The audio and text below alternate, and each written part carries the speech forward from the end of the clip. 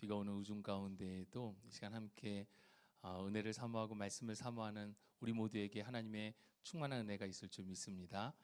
오늘부터 새롭게 복음의 확장선이라는 제목으로 수요 성경 공부가 시작되어집니다. 앞으로 진행되어지는 시간을 통해서 이 복음과 삶의 관계에 대해서 우리가 함께 살펴보면서 주시는 은혜들을 함께 생각하고 나눌 수 있는 시간 되기를 간절히 소망합니다. 자, 우리 오늘 함께 복음의 확장선이라는 주제로 함께 살펴보겠는데요. 먼저 한 가지 좀 질문을 하면서 시작했으면 좋겠습니다. 여러분 어떻습니까? 살아보니까 사람은 변합니까? 안 변합니까? 본인을 보시고 옆에 있는 남편, 아내 생각해 보시면서 사람이 변했습니까? 안 변했습니까? 변해요? 네.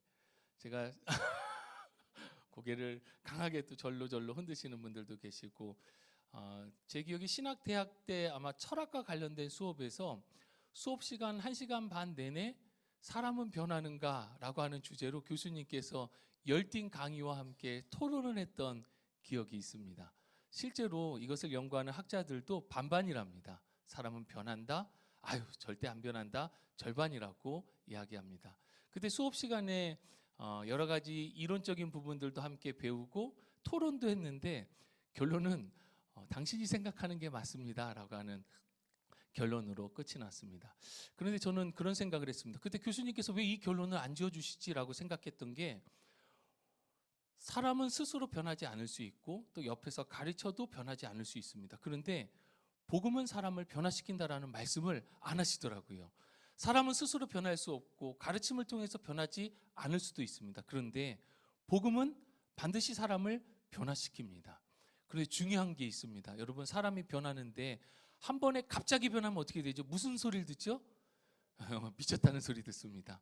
얼마나 감사합니까? 점차 변화되어진다는 것 자체가 은혜입니다. 사람이 갑자기 변하면 미쳤다라는 소리를 들을 수가 있는데, 저도 제 삶을 돌아보니까 예수님을 믿기 전과 믿고 나서 또 믿고 현재까지의 삶을 살아오면서도 계속해서 변해가고 있는 제 자신을 발견하게 됩니다.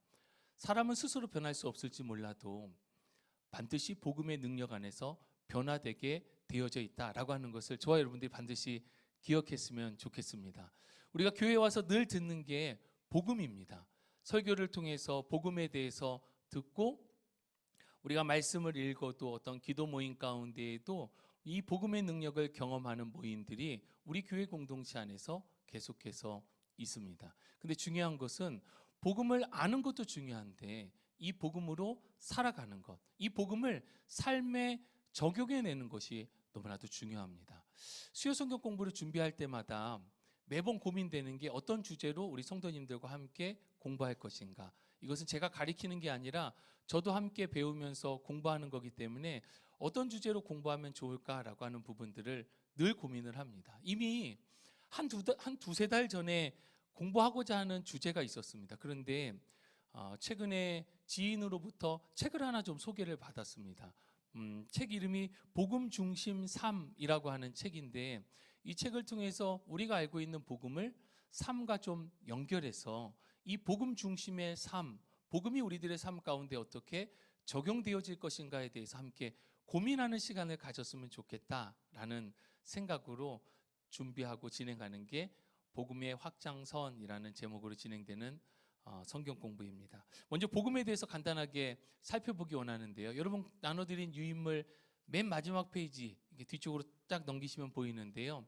복음에 대해서 간단하게 메모를 해놨습니다. 복음의 사전적인 의미 자체는 말 그대로 복된 소식, 기쁜 소식, 이게 바로 복음이라는 것입니다. 그러면 무엇이 기쁜 소식이고 무엇이 복된 소식인가 라고 하는 복음의 내용이 중요하죠. 복음의 내용의 핵심은 맨 밑에 나와 있는 대로, 복음의 내용이라고 나와 있는 대로 창조, 하나님께서 온 우주 만물, 사람을 창조하셨다. 그런데 사람이 타락했다, 죄를 짓게 되었는데 하나님께서 우리를 사랑하여 주셔서 독생자 예수 그리스도를 통해서 우리의 죄의 문제를 해결해 주셨다, 구속해 주셨다. 우리들은 이 예수 그리스도를 통하여서 이 참된 복음, 영원한 생명을 누리게 된다라고 하는 게 복음의 내용의 핵심입니다.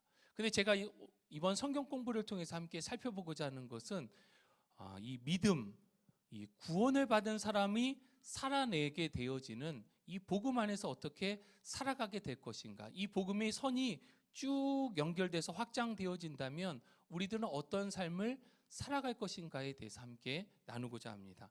여러분, 복음의 중요성 맨 밑에 3번을 보시면 비신자는 복음을 통해서 구원을 받습니다. 신자는 그렇다면 복음이 필요 없는가? 그렇지 않습니다. 신자는 복음을 통해서 성숙하고 성장해 가는 것입니다. 따라서 복음은 예수님을 믿으라는 게 복음이야. 나는 예수님을 믿어. 그러면 복음이 필요 없는 것이 아니라 이 복음은 비신자로 하여금 믿음을 주시는 것이 복음이고, 신자들 가운데에는 이 복음을 통하여서 성장하고 성숙되어져 가는 변화의 과정을 겪게끔 하는 것이 또한 복음이다. 이 부분이 바로 복음의 확장성이다라고 하는 부분을 우리가 기억하면서 성경 공부를 시작하면 좋을 것 같습니다. 이 복음의 확장선을 크게 두 가지 선으로 볼 수가 있습니다. 우리가 이렇게 살아오다가 살아계신 하나님을 인격적으로 만나게 되면서 회심하게 되어집니다. 예수님을 영접한 사람들 가운데에는 확장선 이후의 삶이 두 갈래로 이렇게 나눠지게 되는데, 하나는 하나님을 우리가 어떻게 바라볼 것인가, 또 하나는 그러면 나는 어떠한 존재인가, 이 두 개의 확장선에 대해서 오늘 이 시간에는 함께 살펴보도록 하겠습니다. 그러면 첫 번째 질문이 있습니다. 과연 나는 하나님에 대해서 지금 신앙생활하면서 나에게 하나님은 어떠한 분이신가? 라고 하는 부분입니다. 여러분들에게 하나님은 어떠한 분이십니까? 누군가가 여러분에게 하나님을 한 문장으로 한번 요약해서 고백해 주세요 라고 하면 여러분들이 믿고 있는 하나님은 어떤 하나님이라고 고백하시겠습니까? 너무나도 중요한 게 하나님에 대한 신앙 고백, 하나님을 어떠한 하나님으로 바라보느냐에 따라서 신앙의 방향성이 바뀌어질 수 있다는 것입니다. 예를 들어서 하나님은 나에게 복을 주시는 분이야 라고 고백되어지시는 분 같은 경우에는 기복신앙에 가깝습니다. 하나님은 나에게 복을 주시는 분, 그게 나에게 있어서는 가장 중요한 하나님이라고 하는 존재가 될 것입니다. 저도 답안지가 없습니다. 여기 문제를 보면 이게 책에 답이 있어가지고 제가 답을 옮겨 적는 게 아니라 저도 똑같이 이것을 가지고 먼저 공부를 했는데, 그럼 나는 하나님을 어떻게 바라보고 있는가라고 했을 때 나에게 하나님은, 지금 고백되어지는 제 신앙의 고백은 하나님은 제 삶의 이유와 목적입니다 라고 저는 고백할 수 있을 것 같습니다. 제가 바라보는 하나님은 제 삶의 이유이시고 제 삶이 걸어가고 있는 목적이 되시는 하나님이십니다. 여러분들께서도 나의 하나님은 어떠한 분이신지에 대해서 우리들의 생각을 정리하고 적어보시면 좋을 것 같습니다. 두 번째 질문은, 아까 복음의 확장선은 하나님을 향한 선 그리고 나를 향한 선 두 개가 있다라고 했는데요, 나는 사람을 어떤 관점으로 바라보고 있는가라고 하는 이 질문을 좀 우리가 생각해 봤으면 좋겠습니다.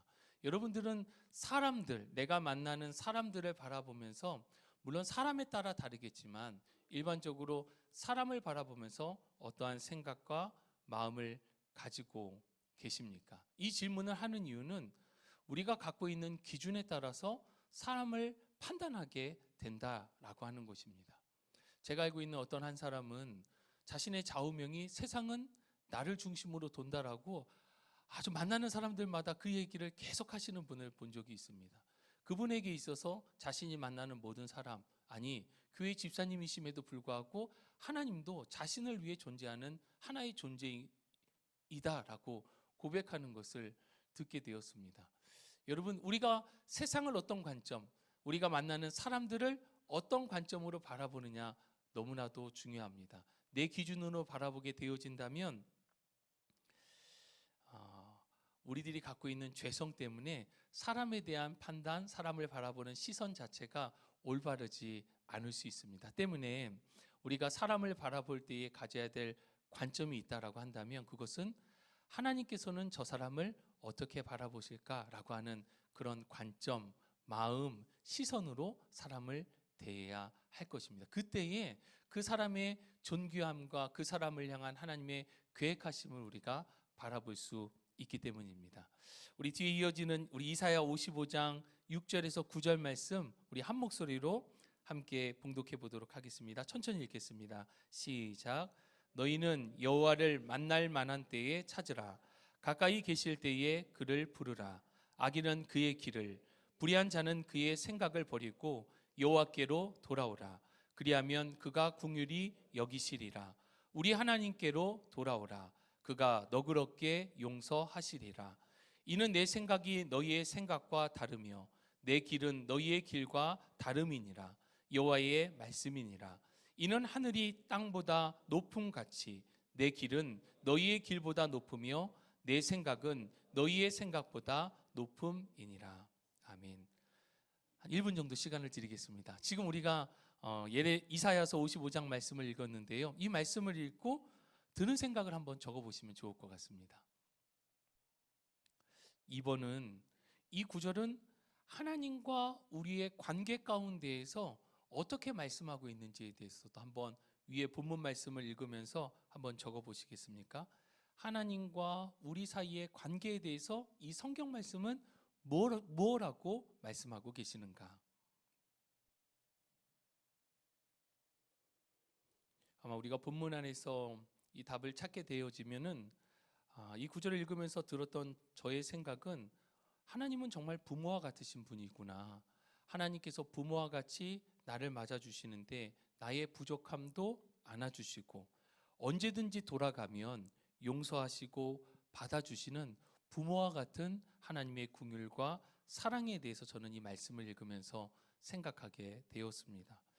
또 하나님과 우리의 관계에 대해서는 8절과 9절은 명확하게 말씀하고 있습니다. 하나님의 생각과 우리의 생각이 다르다. 하나님의 길과 우리가 가는 그 길은 다르다라고 말씀하고 있습니다. 이 말씀은 적절한 비유일지 모르겠지만 아주 어린 아이하고 엄마하고 생각하는 것, 바라보는 것, 행하는 것에 있어서 큰 차이가 있을 것입니다.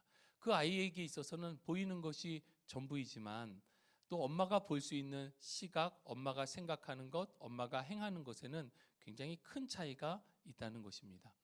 저희 아버님 고향이시죠. 시골에 어렸을 때 기차를 타고 명절 때가 되면 4시간, 5시간 가서 갔었던 기억이 있습니다. 근데 제가 어렸을 때 갔었던 시골집은 대궐과 같이 큰 집이었습니다. 그런데 제가 나중에 고등학생, 대학생이 됐을 때 시골에 갔는데 그 집이 너무 작은 거예요. 너무 오래간만에 갔는데 어렸을 때 바라보았던 그 집은 정말 대궐과 같은 집이었는데 커서 그 집을 가니까 그 집이 그렇게 큰 집이 아니었네라고 생각이 되어졌던 기억이 있습니다. 여러분, 창조주이신 하나님과 피조물인 사람과의 관계 가운데에 과연 하나님께서 바라보시는 것, 하나님께서 생각하시는 것과 우리가 생각하는 것, 우리가 바라보는 것, 내가 걷는 그 길 가운데에 나를 중심으로 일치될 거다라고 하는 생각은 우리가 반드시 접어야 합니다. 우리가 하나님의 뜻을 알기 원하고 하나님의 그 길, 하나님의 뜻을 알기 원한다라고 한다면 나에게 하나님의 뜻을 갖다 맞추는 것이 아니라 반드시 우리는 하나님의 뜻을 구하고 그 뜻 가운데 나를 맞출 때에 하나님과 그 길을 함께 갈 수 있을 것입니다. 하나님께서 바라보시는 그곳을 함께 바라볼 수 있게 된다는 것입니다. 즉, 다 이해할 수 없을지라도 하나님의 뜻을 알고 믿고 의지하며 따라가는 것이 바로 신앙생활이다라고 하는 것입니다. 이사야서 55장 우리 8절 9절 말씀이 바로 그 말씀을 하고 계시는 것입니다. 우리들의 기준이 아니라 하나님의 기준 가운데 우리가 맞춰야 한다. 다 이해할 수 없을지라도 하나님을 믿고 신뢰한다면 하나님의 말씀 가운데 전적으로 순종하면 하나님께서 바라보시고 하나님께서 걷는 그 길을 함께 바라보고 함께 걷게 될 것이다 라고 하는 말씀이 바로 이사야서 55장 6절로 9절, 그래서 하나님과 우리 사이의 관계에 대해서 이렇게 말씀해 주고 있습니다. 또 한 구절 살펴보면 예레미야 17장 9절에서 10절 말씀 우리 함께 한 목소리로 읽어보겠습니다. 만물보다 거짓되고 심히 부패한 것은 마음이라. 누가 능히 이를 알리오마는 나 여호와는 심장을 살피며 폐부를 시험하고 각각 그의 행위와 그의 행실대로 보응하나니. 아멘. 이 구절을 읽고 어떤 생각이 드십니까? 저는 제가 적었던 것은 나보다 나를 더 잘 아시는 하나님이시구나. 하나님은 우리를 보실 때 중심을 보시는구나. 그리고 내가 행한 것에 대해서 하나님께서는 반드시 그 열매를 따라서 보응하시는 하나님이시구나 라는 것을 그런 생각을 하게 되었습니다. 그리고 양가로 2번 이 구절은 하나님과 우리에 대해서 뭐라고 말하고 있을까라고 했을 때 나라고 하는 존재는 심히 부패한 마음을 가진 죄인이고 감출 수 있을 것이라고 생각을 합니다. 저는 이러한 표현이 아담과 하와가 범죄하였을 때 하나님께서 아담을 부를 때 아담과 하와가 숨습니다. 나무 밑에 숨습니다. 나무 밑에 숨는다고 해서 하나님의 시선을 피할 수 없음에도 불구하고 죄를 지었을 때 우리는 숨을 수 있을 것이다. 나의 죄를 감출 수 있을 것이다 라고 착각하는 성향이 있다는 것입니다. 그러나 하나님은 모든 것을 알고 계시고 모든 것을 기억하시고 행한 대로 갚으시는 하나님이심에 대해서 예레미야 17장에는 말씀해 주고 있습니다. 자, 이 부분을 일단 우리가 함께 살펴보았고 복음의 확장선이 도대체 무엇인지에 대해서 그 내용을 함께 읽으면서 살펴보도록 하겠습니다. 복음은 그리스도인들이 충분히 이해하지 못한 채 사용하는 중요한 단어 중 하나입니다. 우리는 복음이라는 단어를 많이 사용하기는 하지만 실제로 우리의 삶의 모든 영역에 적용하고 있지는 않습니다. 그러나 복음을 삶에 적용하는 것이야말로 하나님께서 우리에게 요구하시는 것입니다. 복음은 하나님의 능력입니다. 골로새서 1장 6절에서 사도 바울은 골로새 교인들을 이렇게 칭찬합니다. 복음이 이미 너희에게 이름에 너희가 듣고 하나님의 은혜를 깨닫는 날부터 너희 중에 열매를 맺어 자라는도다. 또 베드로는 우리의 삶에 지속적인 변화가 없는 이유가 하나님께서 복음 안에서 우리에게 하신 일을 우리가 망각하기 때문이라고 가르칩니다. 우리가 그리스도 안에서 성숙하려면 하나님께서 개인과 교회를 성화시키는 통로로 삼으신 이 복음을 더 깊고 더 넓게 알아가야 합니다. 많은 신자가 복음에 대해 편협한 시각을 가지고 살아갑니다. 복음을 단순히 하나님 나라에 들어가는 문이나 그 앞까지 인도하는 길쯤으로 생각합니다. 하지만 복음은 그보다 훨씬 더 크고 의미가 깊습니다. 우리 밑줄을 좀 치겠습니다. 복음은 단순히 구원의 문이 아니라 성도가 매일 걸어야 하는 길입니다. 복음은 단순히 구원의 문이 아니라 성도가 매일 걸어야 하는 길입니다. 이 페이지를 보시면 복음은 단순한 구원의 통로가 아니라 성화, 거룩하게 되어지는 방편입니다. 복음은 단순히 죄의 삭에서 해방되는 것이 아니라 죄의 능력에서 해방되는 것입니다. 복음은 하나님께 의롭다함을 얻게 할 뿐 아니라 하나님 안에서 기뻐할 수 있도록 우리를 자유하게 합니다. 복음은 모든 것을 변화시킬 수 있습니다. 아래 도표는 복음과 그 결과를 이해하는 데 도움을 줍니다. 물론 이 도표가 복음을 완벽하게 설명하지는 못하지만 복음이 어떻게 역사하는지 시각적으로 이해하는 데 도움이 됩니다.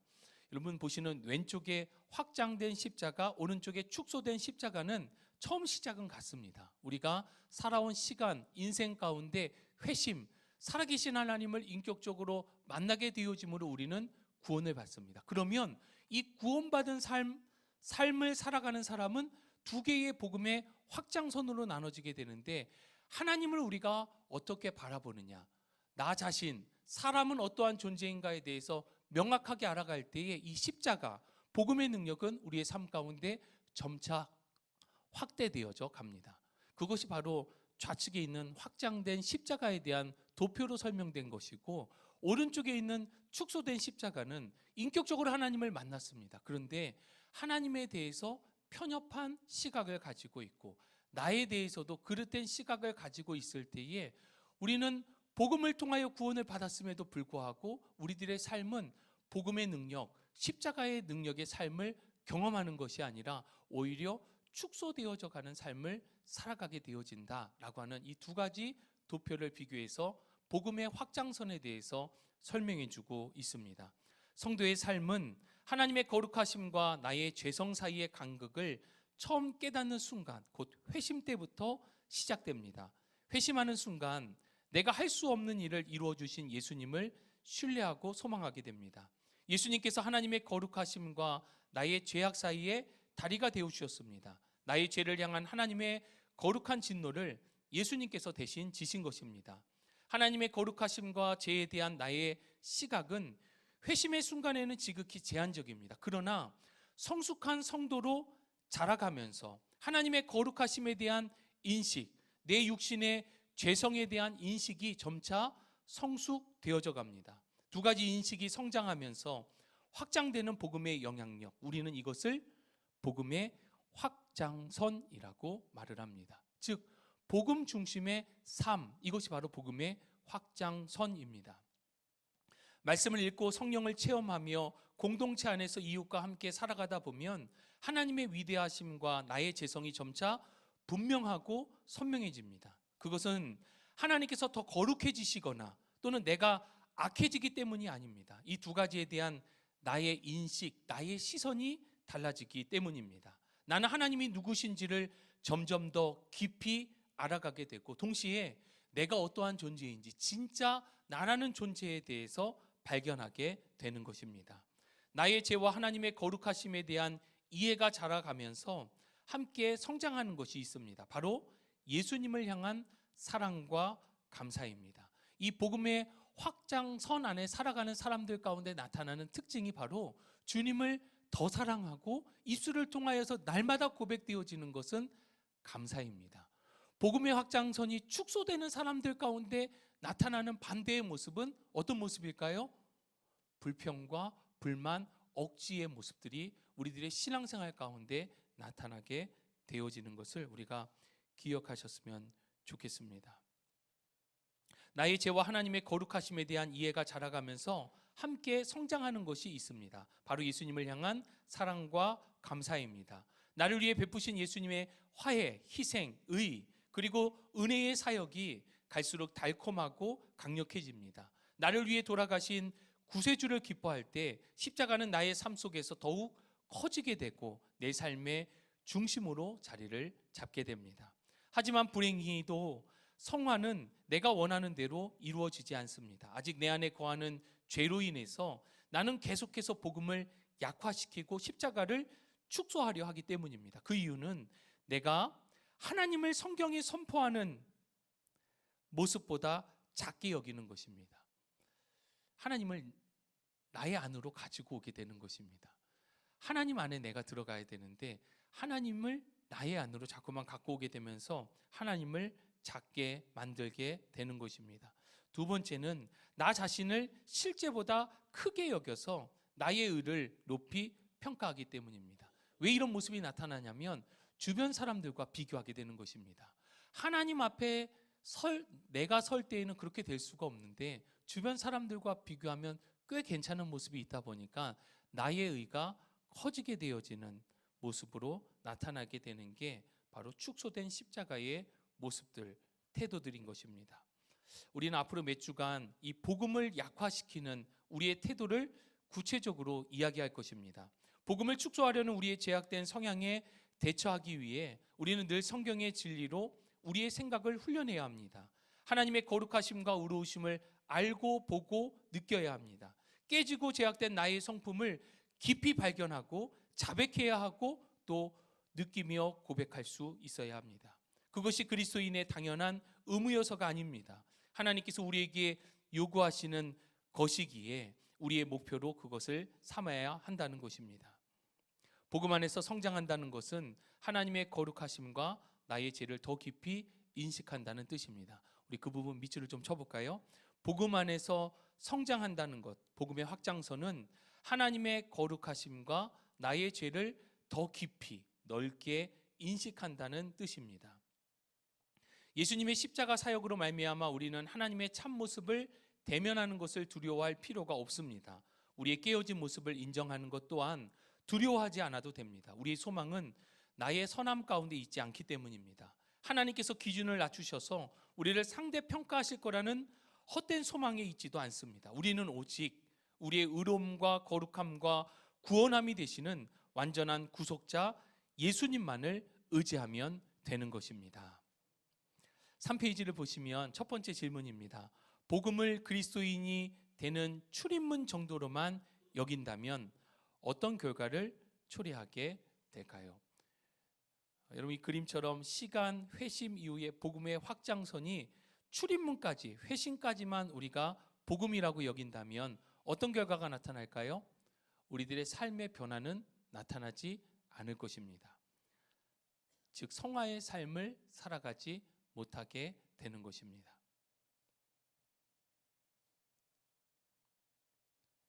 삶의 변화가 나타날 수 없게 됩니다. 두 번째, 믿음이 성숙해질수록 성장하는 두 가지는 무엇인가요? 우리 아까 밑줄 쳤던 부분입니다. 하나님의 거룩하심을 더 깊이 인식하게 되고 나의 죄를 더 깊이 인식하게 됩니다. 하나님과 나라는 존재 안에서 바른 인식을 갖게 된다는 것입니다. 거룩하신 하나님, 그리고 그 앞에 코람데오 하나님을 경외함으로 서 있는 나 자신의 모습을 바로 알 수 있게 되는 것입니다. 그 결과는 어떻게 됩니까? 우리 아까 살펴본 대로 예수님을 향한, 주님을 향한 사랑과 감사로 충만하게 될 것입니다. 방가로서 한번 십자가를 축소하는 두 가지 경우는 어떤 경우인가요? 반대의 경우죠. 하나님의 거룩하심을 축소하는 것이죠. 하나님을 내 안에서 마음대로 축소해 가는 것입니다. 내 안에다 놓는 것입니다. 하나님의 거룩하심을 축소하고 또 나 자신에 대해서는 실제보다 크게 여기면서 나의 의를 높게 평가합니다. 나 자신을 크게 여기며 나의 의를 높게 평가하게 될 때 결국에는 십자가를 축소하는 경우로 나타나게 될 것입니다. 두 번째, 우리 함께 살펴보고자 하는 내용은 이런 죄를 축소하려고 하는 6가지 태도가 있습니다. 6가지 태도에 대해서 함께 살펴볼 건데요. 살펴보면서 자신에게 해당되는 부분이 어떤 부분이 강한가 한번 살펴보시면 좋을 것 같습니다. 첫 번째는 방어인데, 죄를 축소하려는 태도, 방어. 나의 약점이나 죄에 대한 지적을 받으면 쉽게 받아들이지 못합니다.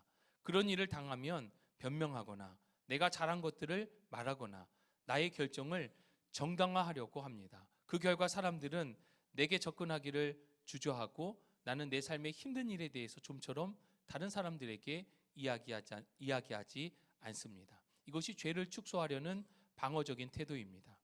두 번째, 죄를 축소하려는 태도, 가면이라고 해도 좋을 것 같습니다. 현재의 지위와 좋은 이미지를 유지하기 위해서 노력을 많이 합니다. 나의 행동은 다른 사람의 시선에 따라서 변화됩니다. 사람이 있느냐 없느냐, 어떤 사람이 있느냐에 따라서 나의 행동이 바뀌어지게 된다는 것입니다. 나는 내 삶을 돌아보는 것을 좋아하지 않습니다. 그 결과 많은 사람들이 진정한 나의 모습을 잘 모르는데, 문제는 나 자신도 때로는 나의 진짜 모습이 무엇인지 모를 정도로 헷갈리게 살아가는 죄를 축소하는 태도가 가면이라고 하는 태도입니다. 세 번째, 죄를 축소하려는 태도는 은신입니다. 나의 삶을, 특히 나쁜 것들을 최대한 숨기려고 하는 경향이 있습니다. 이것은 가장하고는 다른데, 가장은 다른 사람에게 보이려고 하는 목적이지만 은신, 이것은 수치심에서 비롯됩니다. 나는 사람들이 나의 참모습을 사랑하거나 수용할 수 없다라고 생각하기 때문에 숨는다는 것입니다. 죄를 축소하려는 태도, 과장은 나 자신을 과대평가해서 말하는 경향이 있습니다. 나는 주로 관심을 끌기 위해서 사건을 과장합니다. 그 결과 더 많은 관심이 집중되는데, 이런 관심을 받고 있음에도 불구하고 나는 불안하고 이 관심 가운데에 스트레스를 받기도 합니다. 죄를 축소하려는 태도 가운데 이 과장이라는 태도가 있는 것입니다. 다섯 번째, 죄를 축소하려는 태도는 비난입니다. 너무 쉽게 다른 사람의 죄나 환경을 비난합니다. 나는 내가 죄나 갈등의 원인을 제공했다는 사실이 인정하기 어렵습니다. 내 탓은 아닐 것이라고 하는 자존심, 내 잘못일 경우에 거부당할 수 있다는 두려움 때문에, 이러한 두려움 때문에 다른 사람을 더욱 쉽게 비난하게 됩니다. 죄를 축소하려는 마지막 6번째 태도는 경시입니다. 나의 죄나 내 삶의 상황을 평범하거나 별것 아닌 것처럼 대수롭지 않게 여깁니다. 분명 큰 죄를 지었음에도 불구하고 괜찮다라고 스스로 경시하는 겁니다. 평범하게 별것 아닌 것처럼 대수롭지 않게 여기는 것. 그 결과 나의 죄와 상황들이 쉽게 무시되고 결국에는 감당할 수 없을 만큼 심각해지는 모습을 보이게 됩니다. 여러분, 죄를 축소하려는 6가지 태도 가운데 자신에게 가장 많이 해당되는 것은 무엇입니까?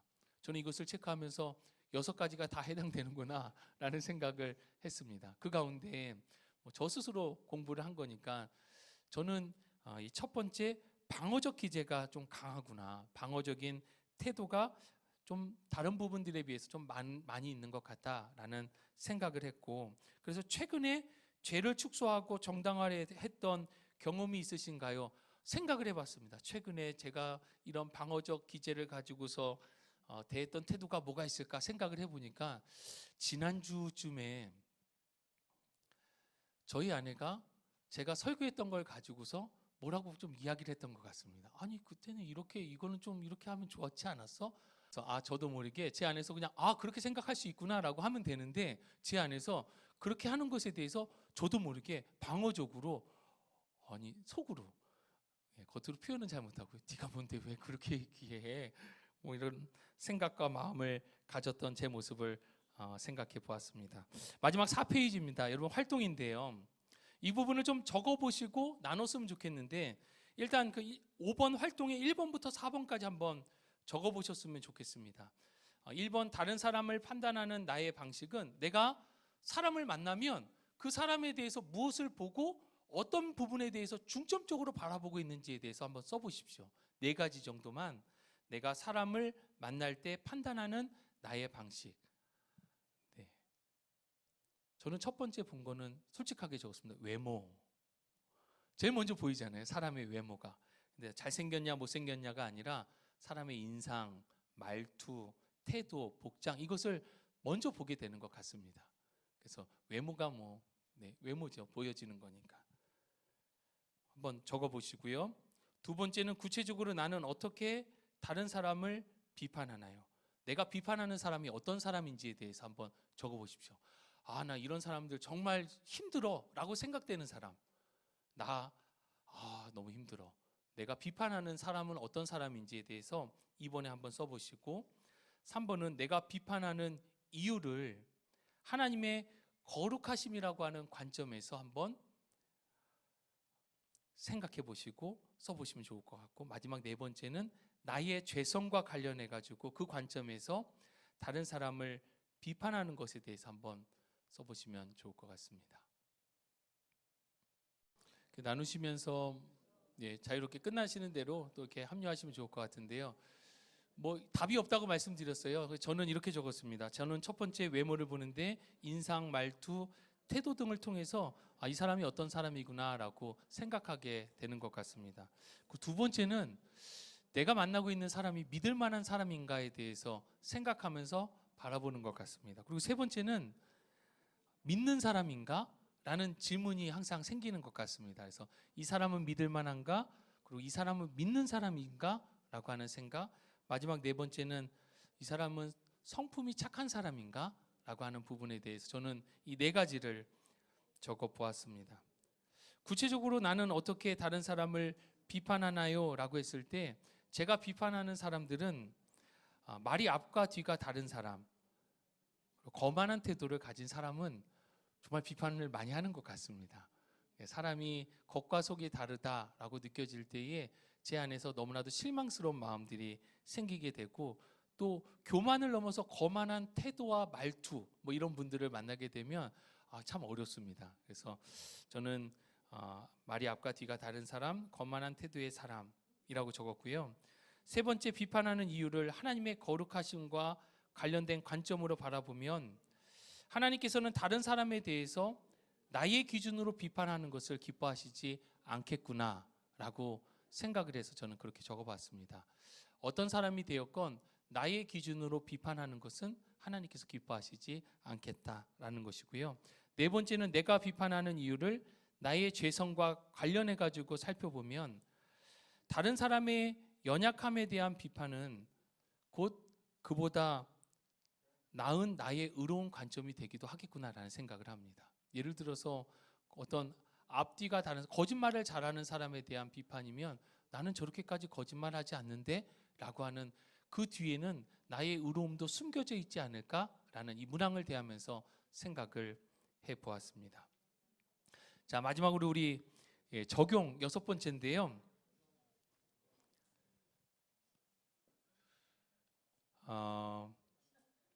하나님의 거룩하심에 대한 인식이 성장할 때 어떤 관계적 변화가 생길 수 있을까? 구체적인 예를 제가 좀 드리겠습니다. 공동체 안에서, 공동체라고 하면 가정, 우리 남편하고 나랑 너무 안 맞아, 우리 아이하고 부모님하고 나랑 안 맞아, 가정이 될 수도 있고요, 교회가 될 수도 있고요, 그리고 여러분 회사가 될 수도 있고요, 그리고 지역, 주민, 만나는 친구가 될 수도 있을 것 같아요. 그러니까 이것을 저는 공동체라고 하겠습니다. 공동체 안에서 성격이 정말 다른 사람을 생각하면서 하나님의 거룩하심에 대한 인식이 성장할 때 어떤 관계적 변화가 생길 수 있을까요? 나랑 정말 맞지 않는 사람과의 관계를 생각하면서 하나님과의 거룩한 관계가 확장될 때 어떤 변화가 생길 수 있을지에 대해서 한번 적어보시면 좋을 것 같습니다.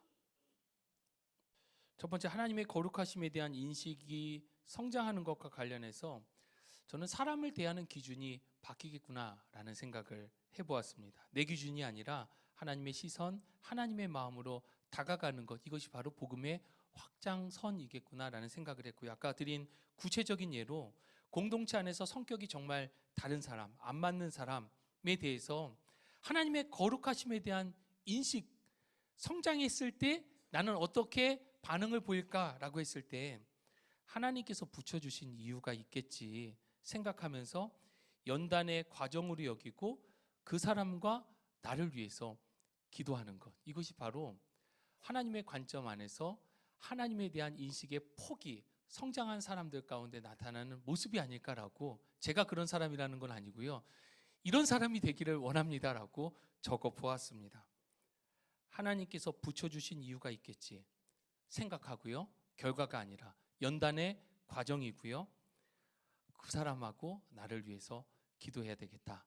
이것이 바로 하나님의 거룩하심에 대한 인식이 성장할 때 나타나는 반응이겠다라는 생각을 해보았습니다. 두 번째, 나의 재성에 대한 인식이 성장할 때 어떤 관계적 변화가 생길 수 있을까?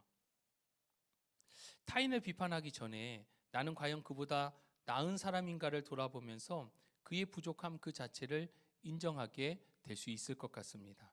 아까 말씀드린 공동체 안에서 성격이 정말 다른 사람에 대해서는 그 원인을 그 사람이 아니라 나에게서도 찾을 수 있을 것 같습니다. 혹시 그 원인을 제공한 것이 나일 수도 있겠다.